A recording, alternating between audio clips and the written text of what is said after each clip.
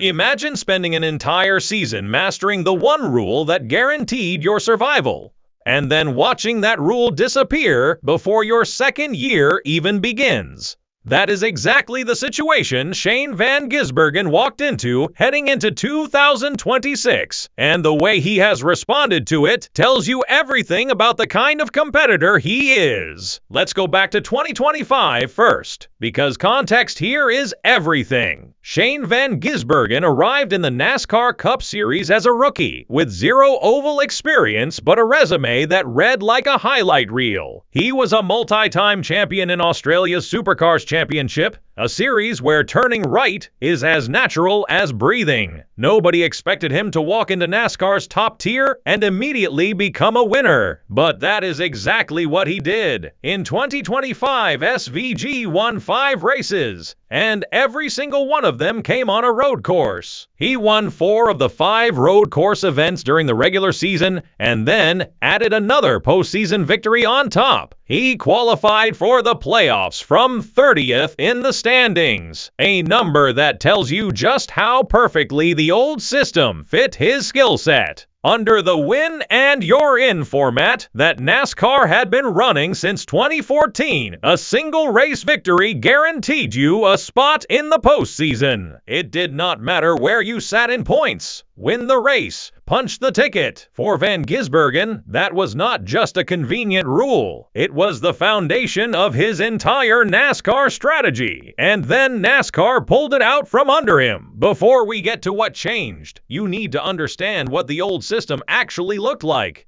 Because without that, the scale of this shift does not fully land. From 2014 to 2025, NASCAR ran an elimination-style playoff bracket. 16 drivers made the postseason, rounds cut the field down in waves, and the whole thing ended with a championship 4.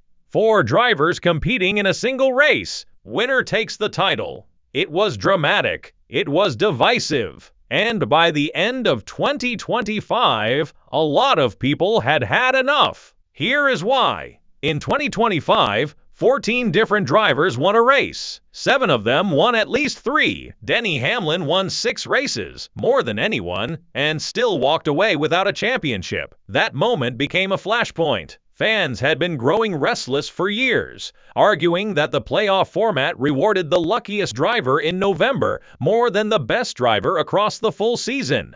Chase Elliott, who sat 4th in the 2025 regular season standings, was ranked 11th in the playoff picture because he was winless.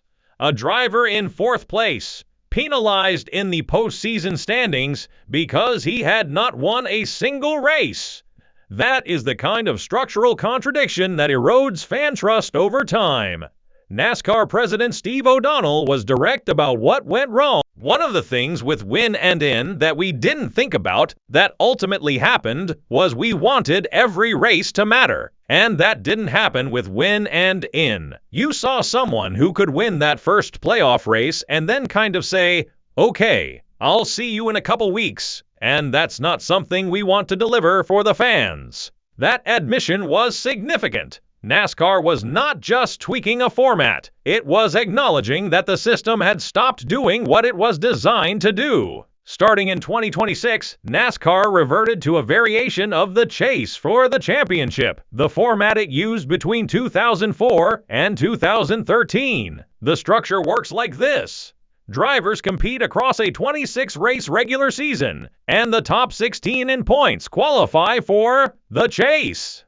Points reset at the start of the chase, and the driver who accumulates the most points across the final 10 races is crowned champion. No elimination rounds, no single race decider, just 10 races, a points race, and the most consistent driver wins. The point structure also got a significant overhaul. A race win is now worth 55 points, up from 40, a 37% increase. Second place pays 35 points, third pays 34, and it decreases by 1 from there. Stage wins pay 10 points for first, 9 for second, and so on. The regular season champion carries a 25-point advantage over the second seed into the chase. The top seed enters with 2,100 points. Second seed with 2075, third with 2065, and the points drop by 5 for each position after that, all the way down to the 16th seed. Winning still matters enormously, but winning one race no longer buys you a free pass. You have to be there every week, running up front, scoring points, and staying consistent for 36 races. The championship finale also moved from Phoenix, Arizona, back to Homestead Miami Speedway in Florida, a venue that carries decades of NASCAR championship history. The format extends across all 3 national series.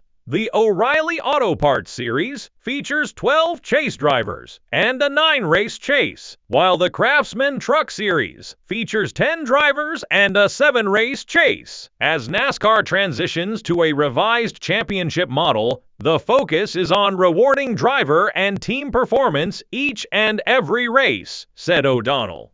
Our fans are at the heart of everything we do, and this format is designed to honor their passion every single race weekend. Now here is where Shane Van Gisbergen enters the equation again. And this time, the picture is far more complicated. Under the new format, SVG's road course dominance alone is not enough to get him into the postseason. He needs to finish inside the top 16 in points after the 26-race regular season.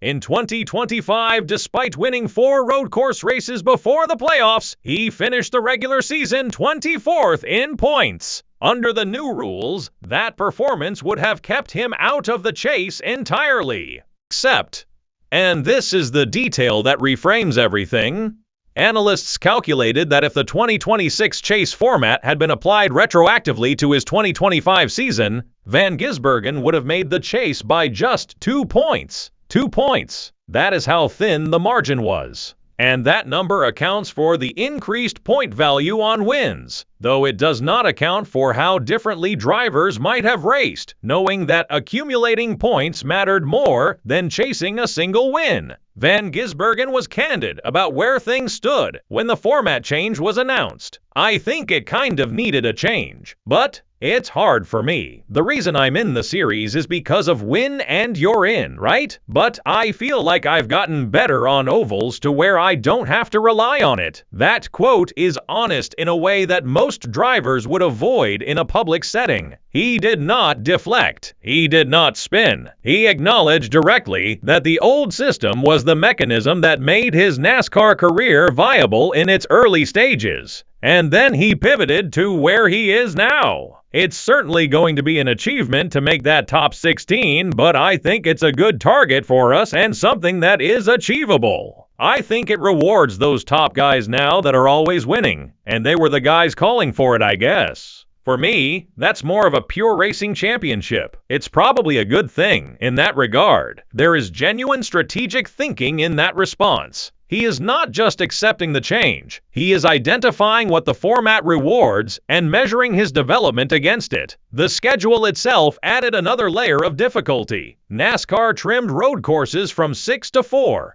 and none of the road course events fall within the chase portion of the schedule. That means even if SVG sweeps all 4 road courses in the regular season, which is entirely within his capability, he still needs strong oval performances across the remaining 22 races to crack the top 16. I want to do as many as I can, but I came here not to run road courses, he said. So, I'm 50-50 on it. Hopefully, next year some will come back.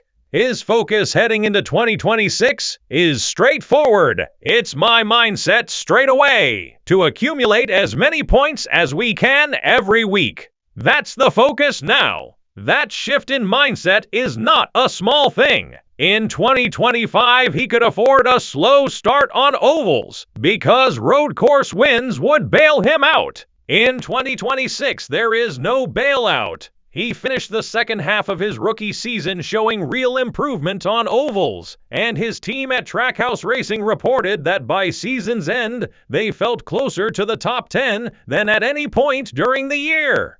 Just the knowledge I'm going to all these places for the second, third, fourth time. I felt so much more comfortable at the end of last year, and I think I read that we would have been near the top 16 or right in it, he said.